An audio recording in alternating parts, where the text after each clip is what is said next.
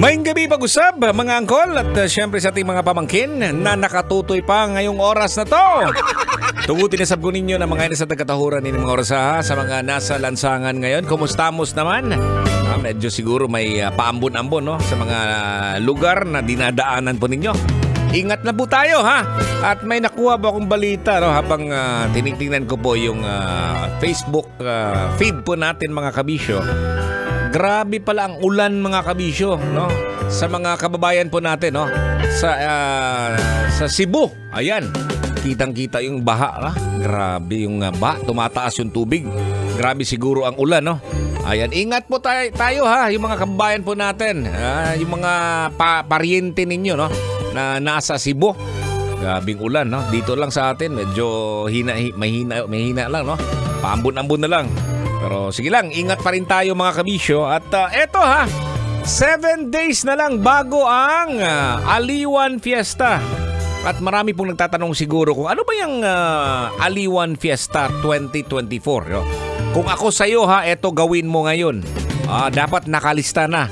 Ang date po ay June 25. Saan ba yan? Sa may Ayala Malls Market. Alas 4 po ng hapon, June 25. Para makita, masaksihan ang magagaling na contingents mula sa Megu Yaya Festival ng UP.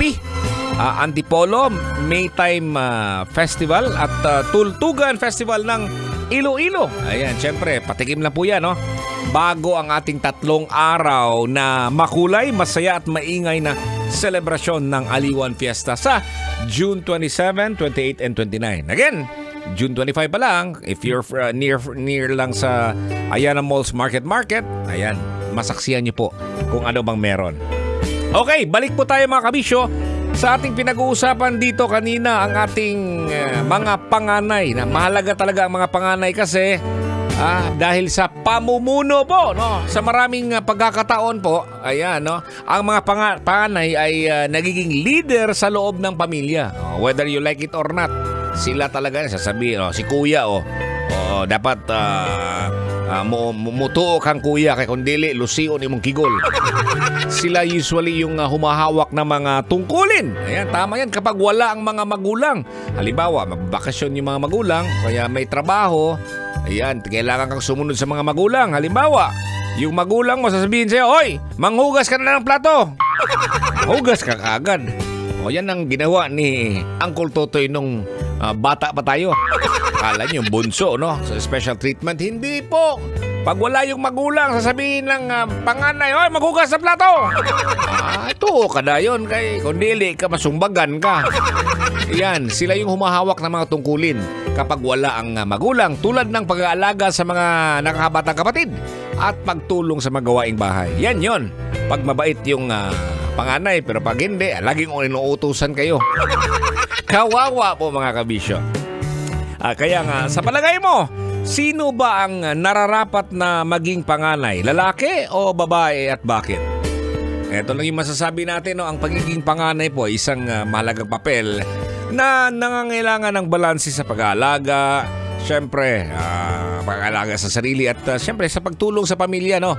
So, whether babae ba yan o lalaki, kayang-kaya naman yan.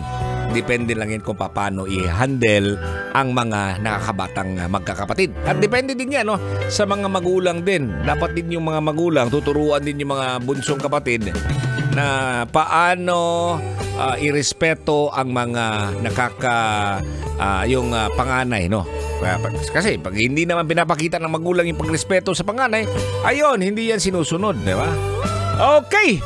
So, daghan kayong salamat sa mga nakatutoy permanente sa ating programa Lunes hanggang Biyernes, 9 p.m. hanggang 12 midnight sa mga nalalaming araw bago ang Aliwan Fiesta. Ayan.